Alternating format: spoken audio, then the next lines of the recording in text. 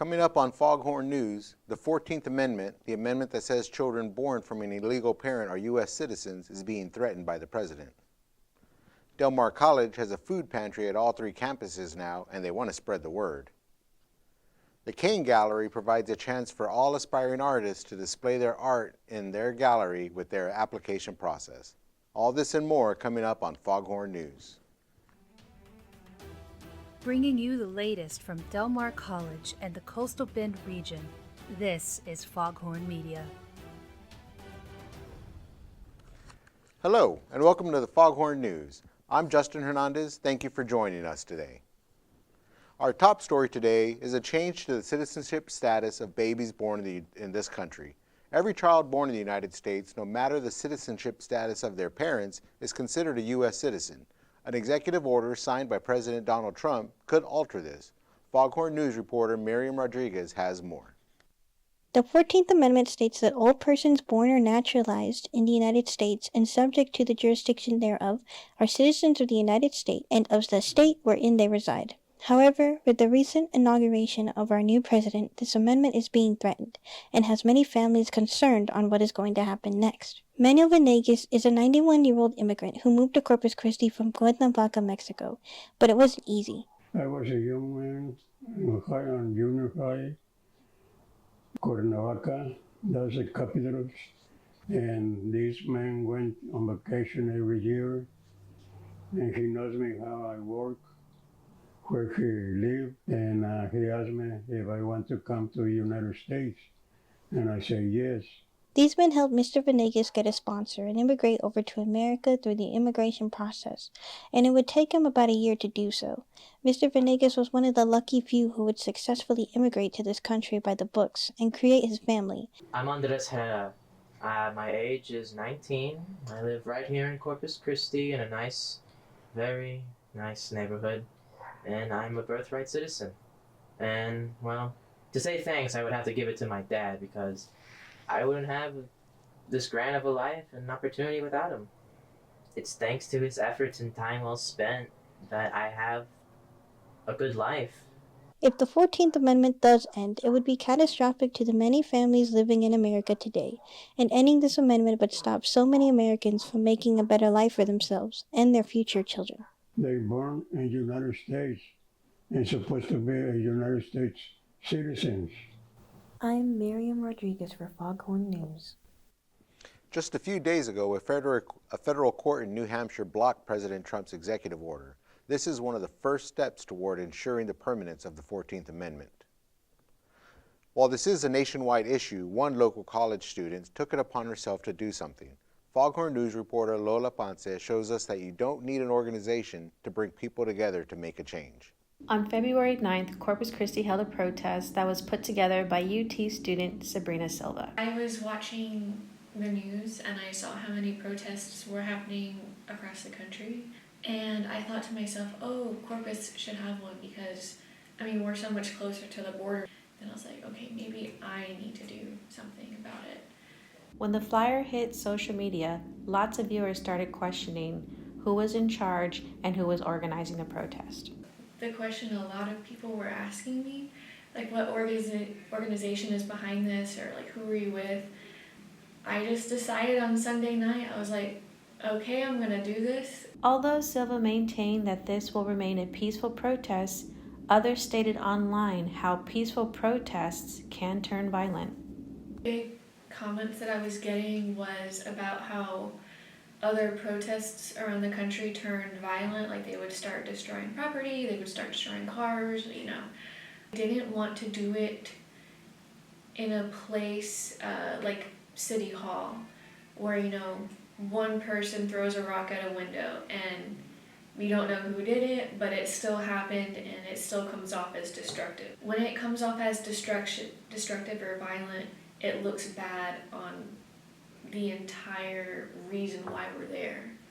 If someone had just seen a flyer, a post, or drove by, that if it gave them like a 2% feeling of support and hope that other people care about them, that was the main goal. It's claimed by the Corpus Christi Caller-Times webpage that around 120 people gathered for the peaceful protest. When asked if she would put together another peaceful protest, Silva had this to say.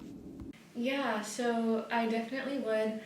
It would not be by myself because that was insanely stressful to do by myself. And there were actually a lot of people who came up to me who are part of different organizations in Corpus Christi that wanted my contact information. They gave me theirs. So I'm actually connected with a lot of people in the city now. So it would probably be with one of those groups. I am your local reporter, Lola Ponce, and this has been the Foghorn News. Immigration and birthright citizenship has been a key aspect of the Trump presidency so far. Sabrina Silva is working with other groups to raise more awareness in South Texas. When we return, find out where to experience art and culture for free on Friday night. All this and more in just a few minutes.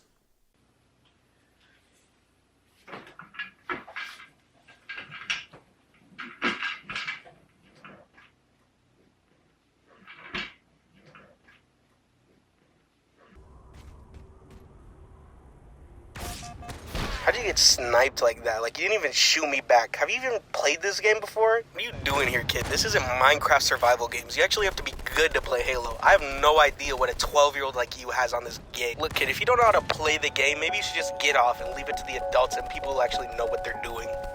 Yeah, bro, you really think you're a real Sonic player? You don't even play Sonic like that. I bet you don't even own Sonic colors. Yeah, kid. Yeah, I bet you played Sonic at least and you even beat the first boss. What are you doing, little boy? You don't even know how to play this game. You probably don't even know who Saturday the Hedgehog is, you fake fan. Maybe you should just get off and leave it to the adults and people who actually know what they're doing.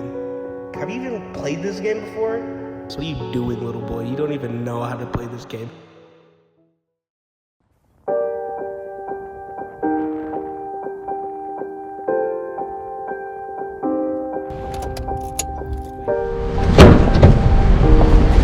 The temperature inside the car can rise from 80 degrees to 112 degrees in less than 30 minutes. In just 2021, 48 animals have died due to overheating. How would you feel if you did this to your dog? Welcome back. I'm Justin Hernandez. Thank you for joining us. Many students receive free lunch and food assistance while in elementary and high school. However, that help stops once they reach college. Valdar's Market is a resource on campus designed to help with groceries. Here's Foghorn News reporter Isaac Munguia to explain exactly what Valdar's Market is and how it could help you. I'm here visiting Valdar's Market at the Heritage Campus, where students can get the food and supplies they may need. We had the opportunity to speak with the director of Valdar's Market, Sarah King, to learn more about this campus resource. Our main focus at Valdar's Market is making sure that our Del Mar College Vikings have all of their basic needs met when it comes to food insecurity. Before the interview, Ms. King told us that Valdar's Market gets food shipments every other week. So we try to make the process as easy as possible. Students can visit delmar.edu/market. There's a very short referral form. Once they fill that out, a representative from the market gets in contact with them to schedule their appointment. And once we've scheduled their appointment, the student can continue to schedule their appointments through that same link. Well, it's helped our kids, complete their diet. So they they eat a lot of food. They're young people. And so they have big appetites, and having extra in the house for them is great.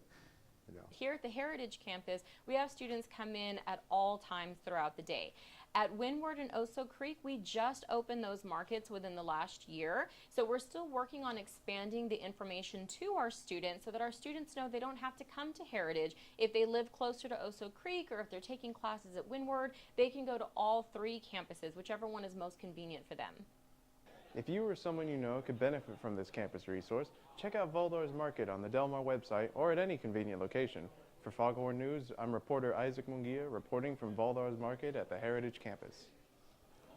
Valdar's Market is open at all three campuses Monday through Thursday. The Del Mar College Fine Arts Building is home to the Cain Gallery. This Friday, their 59th show debuts art from across the nation. Isaac Munguia has more. I'm standing in front of the Cain Arts Gallery at Del Mar College Heritage Campus. Students may have passed by many of the art installations around the Fine Arts Building and maybe even visited the Cain Arts Gallery. But many don't know the process of acquiring art pieces such as this, and how you can even get your own art put on display. Today we spoke with the manager of the Cain Arts Gallery to see what goes on behind the scenes. All the artwork from the Cain National Exhibition is, we find it through open calls. So we do an open call in the summer. It's open for about 5 or 6 months. A bunch of artists across the United States apply. And then we have a juror who's always like a juror of national renown who selects the pieces. So this year, there were a little over 1,000 submissions, and our juror Alejandro Macias selected about 60 pieces to appear in the show. We had a moment to speak with Nate Ditzler, an arts professor who currently has one of his works here on display. It was an online application process. It was a call for entry, is what they're referred to in the arts, and so I applied as an applicant to be in one of the Cain National shows, the show that is hosted here annually. Anyone can submit to this open call. I mean, we have professional artists, we have artists just starting out, we have mid-career artists, and students are definitely encouraged to apply. The Cain Arts Gallery opening reception is set to be on February 21st from 6 to 8 p.m. There will be a cash bar and complimentary food provided. The Cain Gallery show runs through April 25th and admission is free. The National Show is just one of the annual events hosted by Del Mar College Fine Arts Department. Coming up after the break, take a look inside the process of creating the Foghorn, the on-campus student newspaper. Guys, it's hurricane season. Be prepared. It's coming. It's hurricane season. You should be prepared. Here's 3 ways to be prepared. Number 1, make sure you have an evacuation plan in case you need to leave town. Number 2, have an emergency kit ready for a minimum of 72 hours. Number 3, stay informed. Keep up with the weather and news on the impending storm. Be prepared because the things you value the most are at stake. Don't get caught off guard. Be prepared for hurricane season.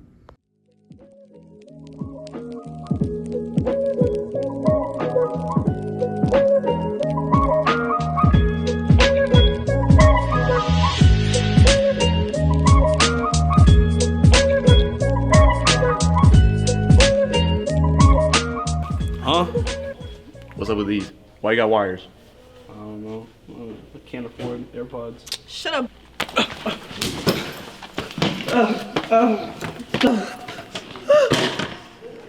Stop. Oh my god, are you okay? Yeah, I'm fine. Thank you. What'd they do? They beat me up because of my headphones. Hey, you can't stay silent about that. I'm gonna go get help. Okay. Hey guys, just a reminder, make sure you're not bullying and you're always being kind to one another.